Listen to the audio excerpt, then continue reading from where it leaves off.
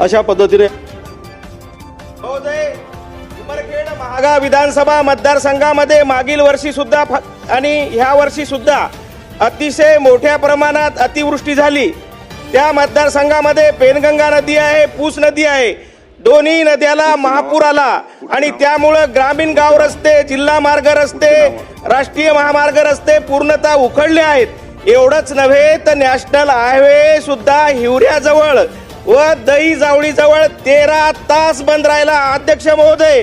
आणि म्हणून माझी विनंती आहे, त्या ठिकाणी नॅशनल हायवे वर्क झाला, रेल्वे लाईनचं वर्क चालू आहे आणि मोठ्या प्रमाणात ऊस त्या ठिकाणी आहे। 9 कारखान्याला आम्ही ऊस पुरवतो आणि त्यामुळं तिथील ग्रामीण रस्ते असो, राष्ट्रीय महामार्ग असो, अतिशय मोठ्या प्रमाणात खराब झालेली आहेत।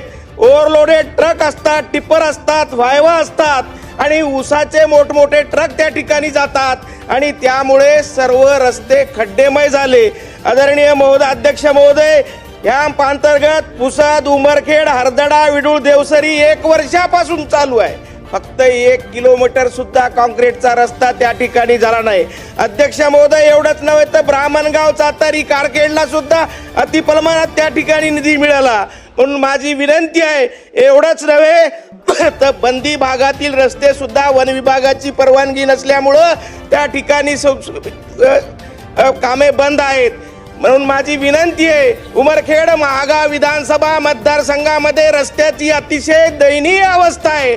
म्हणून त्या ठिकाणी विशेष पॅकेज मंजूर करावं आणि जे मंजूर केल्यानंतर दर्जेदार सुद्धा त्या ठिकाणी काम व्हावं, अशा प्रकारची मी आपणाला विनंती करतो। मला आशा आहे की आपण विशेष पॅकेज त्या ठिकाणी द्याल। धन्यवाद।